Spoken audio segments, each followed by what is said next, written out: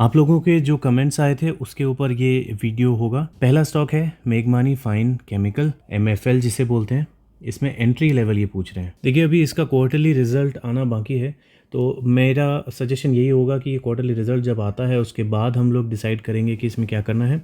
लेकिन फ़िलहाल अगर इसका मार्च वाला डेटा देखेंगे तो ये अच्छा नहीं था, पिछले साल के सेम क्वार्टर से ख़राब था और उसके पिछले क्वार्टर के बराबर था। तो ये पिछला डेटा तो अच्छा नहीं है। अब इसको इस बार का डेटा जो आएगा वो 108 करोड़ से बेटर आना चाहिए, तभी इसमें थोड़ी बाइंग आपको देखने को मिलेगी। अदरवाइज़ ये हो सकता है कि ये जो गिरावट है इसमें ये हो सकता है फिर कंटिन्यू रहे नीचे की तरफ। शेयर होल्डिंग पैटर्न में अगर चेक करेंगे तो प्रमोटर्स ने थोड़ी बहुत पॉजिटिविटी दिखाई है। कुछ पॉइंट्स में इन्होंने जो स्टेक हैं वो FII से बोरो किए हैं और बोरो नहीं किए, लिए हैं।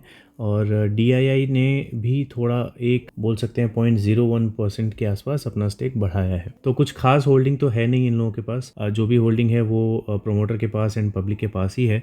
तो जो फ्रेशर्स हैं, जो बिगनर्स हैं, उनके लिए ये स्टॉक सेफ़ नहीं होगा। तो देखिए इसके ऊपर हमने पहले एक वीडियो बनाई थी और उसमें मैंने आपको ये लाइन बना के दिखाया था। ठीक है, यहाँ पे इसने सपोर्ट लिया, यहाँ पे इसने सपोर्ट लिया और वहीं पे अभी ये भटक रहा है। ओके, तो ये लेवल अगर आपको टूटता हुआ दिखता है, देखो अभी पहली चीज़ तो यहाँ पे इन्वेस्टमेंट के लेवल नहीं है। ठीक है, तो आप जो एंट्री लेवल के बारे में पूछ रहे हो, मेरे हिसाब से यहाँ पे एंट्री लेवल नहीं है। ओके, अगर ये लेवल नीचे की तरफ टूटता है, जो कि मेरे हिसाब से टूटना चाहिए, अगर रिज़ल्ट अच्छा नहीं आया या कुछ खास नहीं आया तो ये नीचे की तरफ गिरेगा और इस लेवल को ब्रेक करते ही इसमें आपको हो सकता है 760 750 के लेवल्स जल्दी देखने को मिल जाए। ठीक है, ये वाला लेवल, तो ये लेवल हो सकता है आपको जल्दी देखने को मिल जाए। और अगर ये लेवल भी ब्रेक होता है तो फिर 625 रुपये का एक लेवल बनता है। तो आप अलर्ट लगा के रख सकते हैं 760 750, उसके बाद 625, लेकिन अभी नहीं। फ़िलहाल आपको ये लाइन बना के रखनी है और इसमें आपको ये देखना है कि इस लाइन को ये ब्रेक करता है या नहीं। अब ये ब्रेक इसलिए नहीं हो रहा क्योंकि इसके रिजल्ट्स नहीं आए। जैसे इसके रिजल्ट्स आएंगे इसमें कुछ ना कुछ एक्शन होगा नीचे की तरफ या ऊपर की तरफ। अगर ऊपर की तरफ मूव करता है अच्छे रिजल्ट्स की वजह से, तब आप यहाँ पे एंट्री कर सकते हो। ठीक है, तो अगर अच्छा रिजल्ट आया तो यहाँ से ऊपर की तरफ में इसका जो प्रॉफिट बुकिंग जोन होगा वो 2200 के भी ऊपर में होगा। तो अभी कहाँ पर है? अभी 950 पे चल रहा है, तो 2200 बहुत दूर है ना। तो इसमें प्रॉफिट बहुत बहुत हैवी प्रॉफिट बनाने के चांसेस हैं। बस इसको प्रॉफिट अच्छा दिखाना पड़ेगा, अपने रिजल्ट्स अच्छे दिखाने पड़ेंगे। अब आशीष बोल रहे हैं IKO लाइटनिंग इन्वेस्टमेंट के ऊपर फंडामेंटल्स लॉन्ग टर्म के लिए एंट्री एट 401 इन्होंने किया हुआ है। ठीक है, तो लेवल बहुत अच्छा है 401 का, क्योंकि इसके चार्ट में देख सकते हैं कि इसका जो सपोर्ट बना था वो अराउंड यहीं पे बना था। और अगर इन्होंने यहाँ पे बाइंग की है तब तो बहुत स्मार्टली इन्होंने बाई कर लिया है बिल्कुल बॉटम में। और अगर यहाँ पे बाइंग की है तो भी कोई टेंशन वाली बात नहीं है। फंडामेंटल्स चेक कर लेते हैं। तो कंपनी बेसिकली LED सेक्टर में काम करती है। मार्केट कैप 3274 करोड़ का है, तो काफ़ी बड़ी कंपनी ये बनने के चांसेस हैं। अच्छा काम करती है तो स्कोप बहुत बड़ा अभी बाकी है। स्टॉक का PE जो है वो अभी अपने इंडस्ट्री PE के डबल चल रहा है। तो इसके चक्कर में अगर इसमें रिजल्ट्स बहुत अच्छे नहीं आए तो फिर मार्केट इसको पीट सकती है। तो इसको अच्छे रिजल्ट्स कंटिन्यूएशन में दिखाते रहने पड़ेंगे। ठीक है, ROC ROE देख सकते हैं, बिल्कुल एक्सेप्शनल, बहुत ही ज़बरदस्त है। प्रोमोटर की होल्डिंग बहुत ज़बरदस्त है और ये प्राइस स्प्लिट भी हो सकता है। फेस वैल्यू देख सकते हैं 10 है। डिविडेंड ये कंपनी नहीं दे रही है तो अच्छी बात है, हो सकता है अपने ग्रोथ में पूरा पैसे लगा दे। कर्जा इनके ऊपर मैं बोलूँगा थोड़ा सा ज़्यादा है। ठीक है, 116 करोड़ का कर्जा है, लेकिन मार्केट कैप काफ़ी बड़ा है। अभी इसका मार्केट कैप बहुत बड़ा हो गया है, तो ये उतना बड़ा कर्जा नहीं दिख रहा देखने में, लेकिन इसे डेट टू इक्विटी रेशियो को कम करना मेरे हिसाब से ज़रूरी है। अभी यहाँ पे मुझे क्वार्टरली रिजल्ट वगैरह शो नहीं कर रहा। एनुअल रिजल्ट में जो इसका नेट प्रॉफिट शो हो रहा है वो कंटिन्यूएशन में बढ़ता हुआ दिख रहा है। इनफैक्ट लगभग डबल होता हुआ दिख रहा है, जो कि बहुत अच्छी बात है। बैलेंस शीट में भी बोरोइंग्स को छोड़ के और कोई इशू मुझे इसमें दिखाई नहीं दे रहा। फिक्स्ड एसेट भी अच्छा है, रिजर्व्स भी अच्छे इंक्रीज़ हो रहे हैं। और शेयर होल्डिंग पैटर्न में चेक करेंगे तो FII एंड DII के पास भी बहुत अच्छा स्टेक रखा हुआ है। ठीक है, तो इस चक्कर में ये मतलब देखने में क्या है, थोड़ा सा सेफ लग रहा है। अब सच बोलूँ तो इसका अगर डेटा थोड़ा और आ जाता या फिर ये थोड़ी सी पुरानी हो जाती कंपनी, तब मेरे पास इसमें इन्वेस्टमेंट के लेवल सही से बताने के लिए होते। लेकिन अभी जो भी है इसका क्वार्टरली रिजल्ट जब आएगा तब उसके बाद हम लोगों को थोड़ा और इसका आइडिया लगेगा। अभी फ़िलहाल के टाइम पे बेस इसका यही है। ओके, इसको तोड़ता है तो ये बेस है ऑब्वियसली।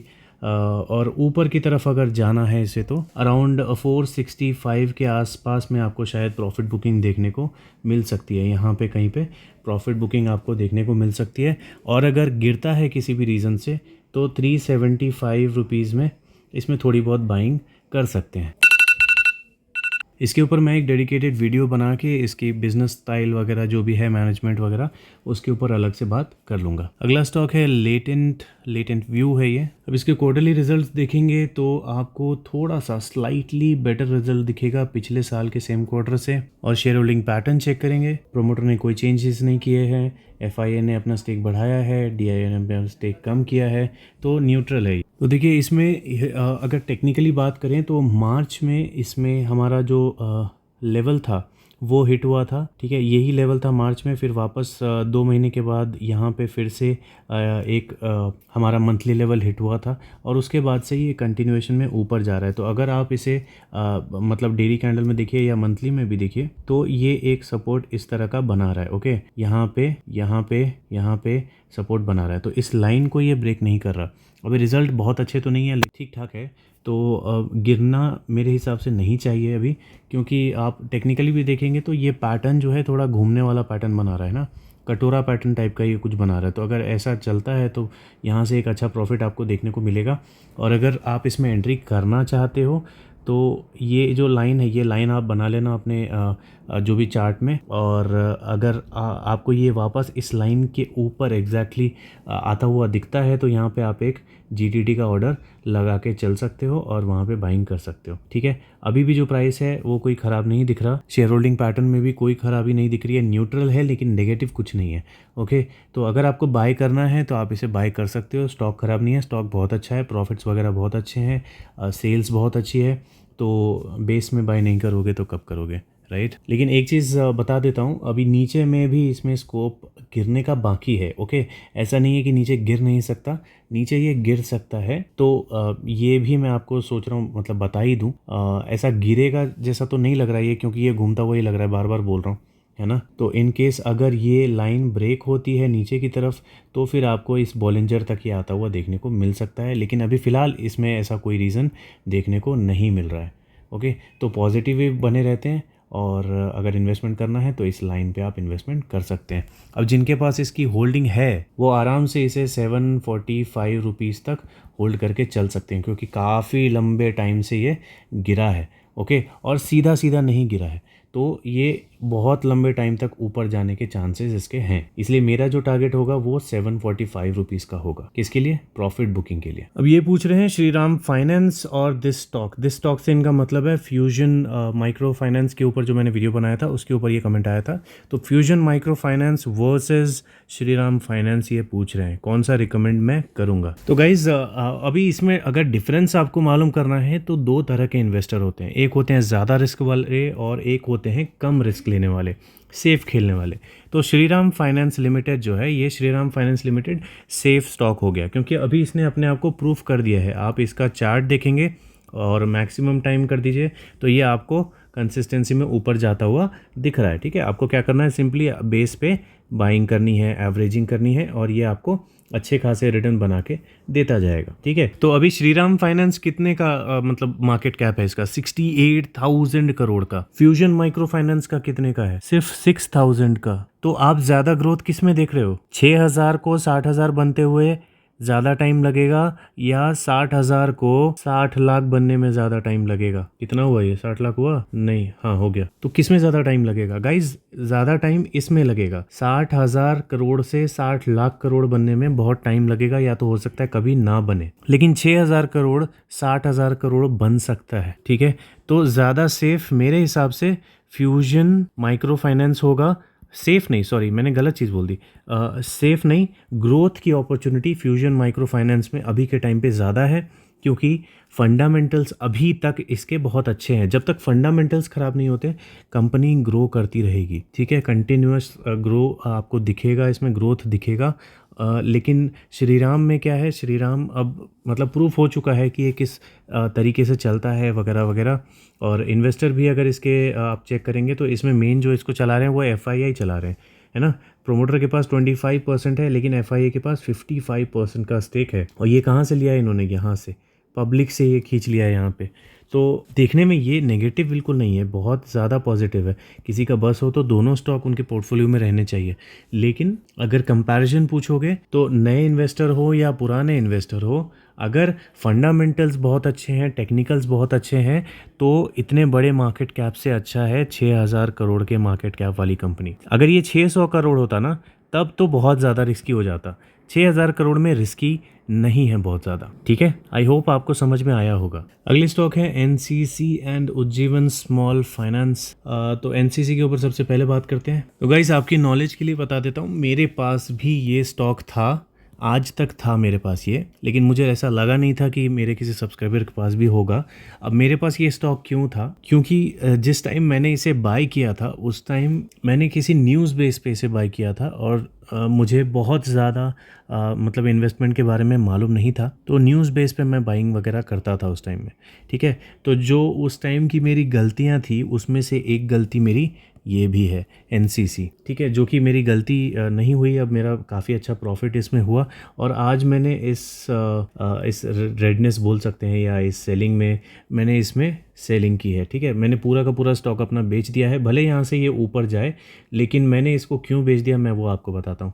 देखो अभी इसका स्टॉक आपको देख के पता चल रहा होगा कि ये स्टॉक लॉन्ग टर्म होल्ड करने वाला तो बिल्कुल भी नहीं है।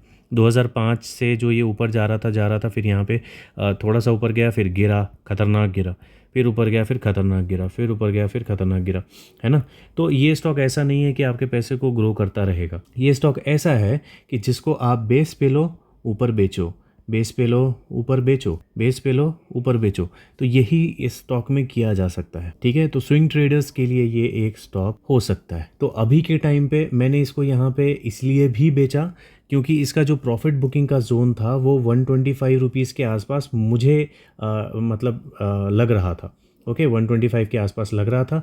लेकिन यहाँ पे आपको पता है NCC के ऊपर बहुत सारी न्यूज़ वगैरह पॉजिटिव न्यूज़ आती जा रही थी, तो इसीलिए मैंने इसको 125 के आसपास सेल नहीं किया। और अभी के टाइम पे आप देख सकते हैं ये बॉलिंजर के बाहर जाना शुरू हो गया है। पूरी बॉडी इसकी बाहर नहीं है, देखो जूम करके अगर देखोगे तो इसकी ज़्यादा बॉडी कहाँ है, नीचे की तरफ है, ठीक है। तो जैसे यहाँ पे ये छोटी सी बॉडी इसकी बाहर थी, अगले कैंडल रेड बनी, फिर उसके बाद वापस से ग्रीन बनने लगा। तो हो सकता है कि ये अभी जो रेड कैंडल बन रही है इसके बाद वापस से आपको ग्रीन कैंडल्स देखने को मिल जाए। लेकिन मैं टेंशन वाले स्टॉक्स रखना नहीं चाहता। मेरे जितनी भी पुरानी गलतियों वाले स्टॉक्स हैं ना, उन सारे स्टॉक्स को मैं प्रॉफिट, जब तक मुझे अच्छा प्रॉफिट जैसे ही मिलता है मैं उससे एग्जिट हो जाना चाहता हूँ, भले यहाँ से ये कितना भी ऊपर जाए। तो ये है मेरी स्ट्रैटेजी। बाकी अभी इसका क्वार्टरली रिजल्ट आना बाकी है, तो क्वार्टरली रिजल्ट जब आएगा तो उसके बाद आप डिसाइड कर सकते हो। लेकिन ये वाला जो रिजल्ट था ये पिछले साल के सेम क्वार्टर से अच्छा नहीं था। अब इन्वेस्टर्स की बात करें तो शेयर होल्डिंग पैटर्न में आपको प्रोमोटर्स स्टेबल दिखेंगे, कुछ भी चेंजेस नहीं दिखेंगे। इसे हम लोग ईयरली चेक कर लेते हैं। तो हाँ, इसमें भी आपको स्टेबल दिखेंगे, FII बढ़ते हुए दिखेंगे, DII थोड़े से कम होते हुए दिखेंगे। तो बेसिकली FII ने क्या किया है, पब्लिक से थोड़ा सा स्टेक लिया है। ओके, तो यहाँ पे देखने में ये क्या है, पॉजिटिव लग रहा है। तो अगर क्वार्टरली रिजल्ट भी अच्छे आ जाते हैं तब स्टॉक जिस पोजीशन पे है वहाँ से भी और ऊपर जा सकता है। लेकिन जैसा कि मैंने बोला लॉन्ग टर्म के लिए ये स्टॉक रखने वाली चीज़ नहीं है, ठीक है। अब बात करते हैं उज्जीवन स्मॉल फाइनेंस बैंक के बारे में। 2.16% आज ये गिरा है, काफ़ी ज़्यादा गिर चुका है। 9,561 करोड़ का मार्केट कैप है। स्टॉक का PE बहुत ही कम लग रहा है मुझे। इंडस्ट्री PE तो एवरेज के पास है, लेकिन स्टॉक का PE बहुत ही अंडर वैल्यूड मुझे देखने को लग रहा है। ROC अच्छा नहीं है, ROE अच्छा है। प्रोमोटर्स की होल्डिंग बहुत अच्छी है, डिविडेंड बहुत बड़ा ये कंपनी दे रही है, तो अपनी कमाई का मेजर हिस्सा तो डिविडेंड में दे रही है ये। अब इसके क्वार्टरली रिजल्ट्स की बात करेंगे तो 324 करोड़ का प्रॉफिट दिखाया है इसने, जो कि बहुत अच्छा दिख रहा है इससे। और इवन पिछले क्वार्टर से। तो यहाँ पे ये पॉजिटिव दिख रहा है। बात करें शेयर होल्डिंग पैटर्न की तो प्रमोटर्स में कोई चेंजेस नहीं है। FII ने अपना स्टेक बढ़ाया है, DIA ने अपना स्टेक लगभग 1% के आसपास कम किया है। तो ओवरऑल देखा जाए तो ये न्यूट्रल है, इसमें कोई चेंजेस मुझे कुछ खास ऐसे लग नहीं रहे। लेकिन नेगेटिव कुछ नहीं है, जो भी है पॉजिटिव ही दिख रहा है। अभी इसका अगर चार्ट हम लोग देख लेते हैं मैक्सिमम टाइम का, तो जिस पोजीशन पे ये मार्केट में आया था लगभग उससे थोड़ा सा ही नीचे अभी चल रहा है। अगर PE रेशियो इसका चेक करेंगे तो मीडियन के बहुत नीचे अभी इसका PE चल रहा है। EPS के पहाड़ थोड़ा थोड़ा ऊपर चढ़ते हुए ही दिख रहे हैं। तो अगर सही लेवल पे ये मिल जाता है तो एक इन्वेस्टमेंट की जा सकती है इसमें। अभी देखिए यहाँ पे क्या हुआ है, यहाँ पे जो मेरा प्रॉफिट बुकिंग का जोन होता है इसमें, वो होता 45 रुपीज़ का, तो उससे ये थोड़ा ऊपर ही निकला हुआ है। ओके, तो यहाँ पे इसमें थोड़ी सी प्रॉफिट बुकिंग चल रही है। अब ये थोड़ी होती है, ज़्यादा होती है, वो तो टाइम बताएगा, लेकिन मेरे ख्याल से बहुत ज़्यादा इसमें प्रॉफिट बुकिंग नहीं होगी। थोड़ा बहुत ये गिरेगा, हो सकता है इस एवरेज मूविंग एवरेज के ऊपर आके वापस ये ऊपर की तरफ घूम जाए, या फिर इस 20 डेज़ के मूविंग एवरेज पे आके हो सकता है वापस की तरफ घूम जाए। लेकिन जिस पोजीशन पे ये अभी है, आपको पैनिक करने की उतनी ज़्यादा ज़रूरत नहीं है। लेकिन अगर आप शॉर्ट टर्म इन्वेस्टर हो तो ये एक प्रॉफिट बुकिंग जोन इसका है मेरे हिसाब से। ओके, 45 रुपीज़ था, अभी 48 रुपीज़ पे चल रहा है, तो हो सकता है यहाँ से थोड़ा बहुत फॉल देखने को आपको मिल जाए। प्रॉफिट्स अच्छे हैं तो बहुत ज़्यादा ये नहीं गिरेगा, ठीक है। थोड़ा बहुत गिर के हो सकता है इस तरह से गिरे और वापस ऊपर चला जाए। अब जो लोग इसमें एंटर करना चाहते हैं, मेरे हिसाब से आप 25 रुपीज़ का वेट करेंगे तो ज़्यादा अच्छा रहेगा। इसके ऊपर में अगर ये आपको मिलता है तो थोड़ा सा रिस्की रहेगा, और कोई बात नहीं है। बाकी प्रॉफिट वगैरह अच्छे हैं तो आप मूविंग एवरेज पे भी एंटर करते हैं तो चांसेस लॉस नहीं ही होने के ज़्यादा रहेंगे। लेकिन अगर सेफली, बहुत ज़्यादा सेफ गवर्नमेंट वाली इन्वेस्टमेंट करनी है तो 25 रुपीज़ बिल्कुल सेफ़ एंट्री मुझे ऐसी लगती है। शीतल कूल में एंट्री लेवल अराउंड 300 ये पूछ रहे हैं। तो देखिए अगस्त का जो इसमें टारगेट है वो 310 का है, ठीक है। लेकिन यहाँ तक आएगा या नहीं उसका मुझे डाउट है। ये शायद यहाँ पर नहीं आएगा, क्योंकि अभी के टाइम पे क्या है, ये अपने जो ईयरली लेवल जो मैं देता हूँ ना, yearly level 1 and yearly level final, तो ये फाइनल लेवल के भी नीचे चल रहा है। ओके, इसका जो फाइनल लेवल था वो था 445 रुपीज़ का, तो 445 से भी अभी ये नीचे चल रहा है। तो अब ये कितना गिरेगा कितना नहीं गिरेगा पता नहीं, लेकिन चूंकि इसके रिजल्ट्स जो हैं अच्छे आए हैं, बहुत ख़राब नहीं है। आप देख सकते हैं 6 करोड़ का प्रॉफिट पिछले साल सेम क्वार्टर में था, अभी 8.12 करोड़ का है, तो अच्छे रिजल्ट्स आए हैं। और इवन प्रोमोटर ने कोई स्टेक अपना हल्का नहीं किया है, तो हो सकता है यहाँ से आपको ये ऊपर जाता हुआ दिखे, ठीक है। थोड़ा टाइम भले लग सकता है, आप देख सकते हो यहाँ पे ये ऐसा ये चल रहा है। ओके, अगर आप NSE वाले में देखोगे तो आपको यहाँ से दिखेगा, तो कंटिन्यूसली खाली गिरता हुआ ही दिखेगा जब से ये आया है। लेकिन ऐसा हुआ नहीं, आप देख सकते हो ये बहुत पहले से 2017 के आसपास से कंसोलिडेट कर रहा था, फिर फटा, और उसके बाद अभी थोड़ा सा एवरेज डाउन हुआ है। ओके, तो हो सकता है आपको यहाँ से जब भी इसमें तेज़ी दिखाई दे, यहाँ पे अगर ये डब्ल्यू पैटर्न बना के ऊपर जाता है तो ये बहुत ज़्यादा ऊपर जा सकता है। रिस्की स्टॉक है, नो डाउट, बहुत ज़्यादा रिस्की स्टॉक है, बहुत छोटा स्टॉक है। देख सकते हैं 500 करोड़ का भी मार्केट कैप नहीं है इसका। तो जो नए इन्वेस्टर हैं वो इससे बच के रह सकते हैं, या फिर बहुत संभल के आपको इसको देखना पड़ेगा, ठीक है। इसके न्यूज़ वगैरह सब कुछ पे नज़र रखने पड़ेंगे आपको, और फंडामेंटल्स वगैरह जैसे ही थोड़ी बहुत भी ख़राब होते हैं ना, ये स्टॉक गिर जाएगा, ठीक है। तो संभाल के इसमें इन्वेस्टमेंट करना। और रही बात इन्वेस्टमेंट लेवल की, मैंने आपको बता दिया, अगर अगस्त में 310 पे अगर आपको ये जाता हुआ दिखता है तो यहाँ पे एंट्री की जा सकती है। लेकिन ऑलरेडी ये बहुत ज़्यादा नीचे है, तो अगर थोड़ा बहुत भी ऊपर घूमता हुआ दिखा अच्छे वॉल्यूम के साथ, तो किसी भी प्राइस पे आप एंट्री कर सकते हो। 445 के नीचे किसी भी प्राइस में आप एंट्री कर सकते हो। लास्ट स्टॉक इस वीडियो का है ऑटोमोटिव एक्सेल्स। अभिषेक बोल रहे हैं कि ये आज भी गिरा है अच्छे रिजल्ट्स के बाद भी, प्लीज़ इसको कवर कीजिए। तो देखते हैं इसमें रिजल्ट्स क्या आए हैं। तो यहाँ पे आप इसके रिजल्ट्स देख सकते हैं। अगर पिछले क्वार्टर के रिजल्ट से अगर इस क्वार्टर का कंपेयर करेंगे तो आपको 25% के आसपास हर चीज़ में, इनकम में, प्रॉफिट में, EPS में, हर चीज़ में गिरावट दिखेगी। लेकिन जो मेन हम लोग जो चेक करते हैं वो होता है Q1 का कंपेरिजन पिछले साल के Q1 से। तो उसमें अगर आप देखोगे तो इनकम 6% बढ़ी है, नेट प्रॉफिट 24% और EPS भी 24% के आसपास बढ़ता हुआ दिख रहा है। अभी देखिए इसमें आज जो गिरावट हुई है अराउंड 3% के आसपास की, तो उसका रीज़न सिंपल हो सकता है ये कि पिछले क्वार्टर से कुछ ज़्यादा ही कम इसका रिज़ल्ट आया है। कंपैरिजन हम लोग भले इसके साथ करते हैं, लेकिन वही जो मैं आपको बार बार बोलता हूँ ना, किसी स्टॉक में अगर नॉर्मल प्रॉफिट्स बढ़ रहे हैं और अचानक से उसमें अनयूजुअल प्रॉफिट आ जाए तो इसको मेंटेन करना मुश्किल हो जाता है। ठीक है, तो वैसा ही कुछ सीन अभी यहाँ पे है। अभी मान लो इसके आगे ऐसा बनता है, ठीक है, तो कंसिस्टेंसी में देखा जाए तो ये बड़ा है, लेकिन इस अनयूजुअल प्रॉफिट के चक्कर में ऐसा लगता है कि ये प्रॉफिट अच्छा नहीं है। और दूसरी चीज़, ये स्टॉक ऊपर जाता हुआ तो दिख रहा है लॉन्ग टाइम में, लेकिन ये दिख रहा है क्लियरली कि ये ऊपर नीचे ऊपर नीचे ऊपर नीचे होता हुआ जाता है। और अभी के टाइम पे ये कहाँ पर है, कोई छोटा बच्चा भी बता देगा कि ये अभी ऊपर है। ठीक है, तो इसका अभी पैटर्न, जो हिस्ट्री जो इसकी बताती है, हिस्ट्री अभी क्या बताती है कि ये अभी ऊपर है, अब क्या होगा, अब ये नीचे आएगा। और इसका आप बॉलिंजर भी देखेंगे तो नीचे में कितना स्कोप देख रहे हो, कितना स्कोप बाकी है। तो प्रॉफिट जो भी दिखाए, प्रॉफिट ऐसा नहीं है कि बहुत ही धांसू प्रॉफिट आ गया, बहुत खतरनाक प्रॉफिट आ गया, ऐसा तो नहीं आया है, राइट। अगर पिछले क्वार्टर के भी प्रॉफिट को बीट कर देता ना, तब तो इसको रोकना ही मुश्किल होता। लेकिन पता नहीं स्टॉक्स में ऐसा होता ही है, जो स्टॉक बहुत ज़्यादा ऊपर रहता है उसका प्रॉफिट बहुत अच्छा आता ही नहीं है। ठीक है, अच्छा आएगा, बहुत अच्छा नहीं आएगा, क्योंकि उसको गिरना रहता है, टेक्निकली गिरना रहता है। अब ये यहाँ से कितना गिरेगा इसका कुछ पता नहीं है। देखो, अगर आप इसे होल्ड कर रहे हो तो देखो इसमें जो प्रॉफिट लेवल दिखा रहा था, प्रॉफिट बुकिंग लेवल, वो 2780 के आसपास दिखा रहा था। तो वहाँ पे ये टच नहीं हुआ है, वहाँ के आसपास था, लेकिन ये 2780 पे टच नहीं हुआ है। 2780 बोलो, 2800 बोलो, उसके आसपास टच नहीं हुआ है। उससे पहले ये नीचे आना शुरू हो चुका है। तो अभी अगर आप इसमें एंट्री करना चाह रहे हो तो मेरे हिसाब से 1880 के आसपास अगर ये आपको जाता हुआ दिखता है, तब इसको ट्रैक करना ज़्यादा अच्छा रहेगा। अभी के टाइम पे थोड़ा ये कॉस्टली है। ठीक है, 1880 के जैसे नीचे जाता है तब जाके हम लोग इसे कोशिश करेंगे। अगर 1500 के आसपास मिल गया तब तो बहुत अच्छी बात है ना। 1500 के आसपास हमारे मंथली लेवल पे अगर ये मिल गया तो बहुत अच्छी बात है। अभी आज के दिन इसमें इतनी ज़्यादा गिरावट हुई है। अभी अगस्त मंथ का अगर आप टारगेट जानना चाहोगे तो अगस्त मंथ का टारगेट 2000 रुपीज़ का ही है। ठीक है, अभी कहाँ पे चल रहा है, 2080 पे चल रहा है। तो ये ऑब्वियसली आराम से ये 2000 पे जा सकता है, राइट। आज भी जा सकता था।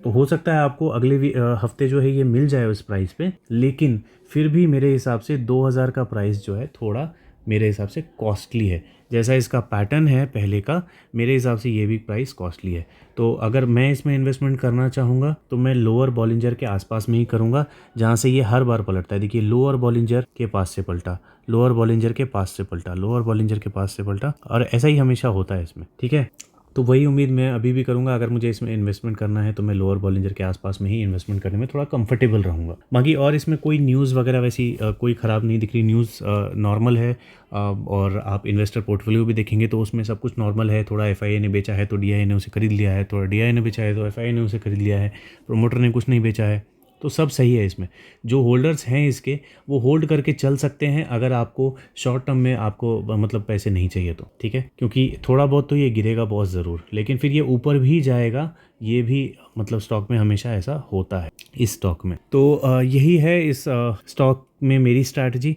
बाकी आपके क्या विचार हैं आप कमेंट सेक्शन में लिख सकते हैं। मिलते हैं अगली वीडियो में आज के टॉप लूजर्स और टॉप गेनर्स के डिस्कशन के साथ।